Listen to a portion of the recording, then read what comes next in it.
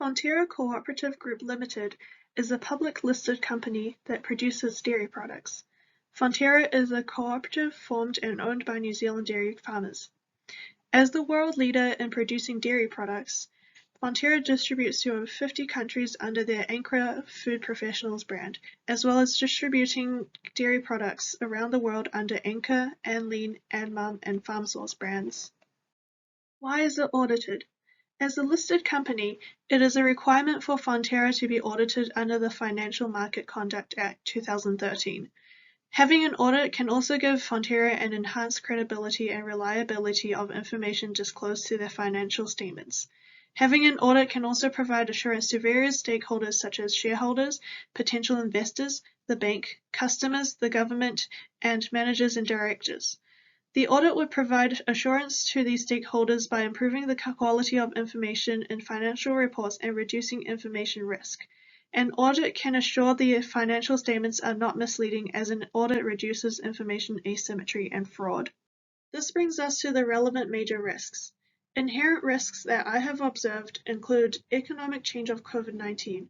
Due to the global pandemic, Fonterra has recognized the group had been impacted by global shipping delays. Forecasts and budgets have been adjusted to include best estimates of the ongoing impact of COVID-19. The technique used in this estimation should be assessed for misstatements by the auditor. Another inherent risk would be the complex non-routine transactions, as this could risk misstatement, theft, or fraud. For example, the sale of 2 wholly-owned China farms led to $552 million received in cash. This would be investigated for misstatements, as it is a non-routine transaction that requires a currency translation. The farms were also part of the group's China Farms business, and the China Farms business is considered a discontinued operation, and its performance has not been included in the reportable segment.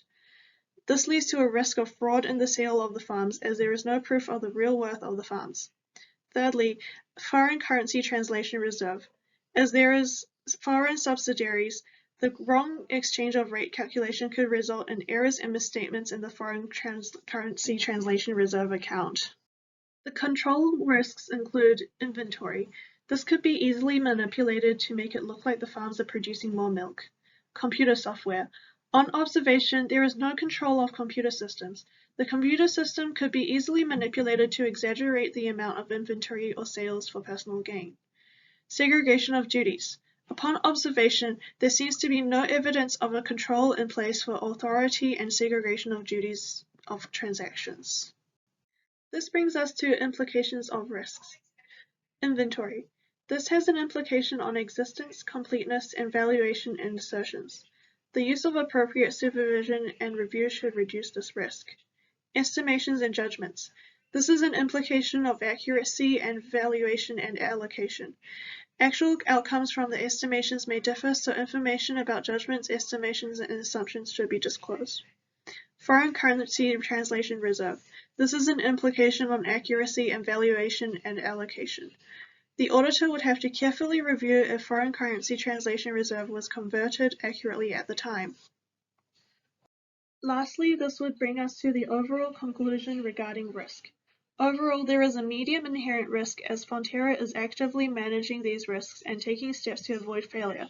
However, these risks can still slip through and cause a medium to low loss of revenue. As for control risks, there is a low risk, as Fonterra has governance over its risk management, using a comprehensive risk management framework provided by the Safety and Risk Committee that is regularly reviewed. I would assume that the control risks are controlled well, as the extensive risk management framework goes in depth about key risks that includes strong risk mitigations.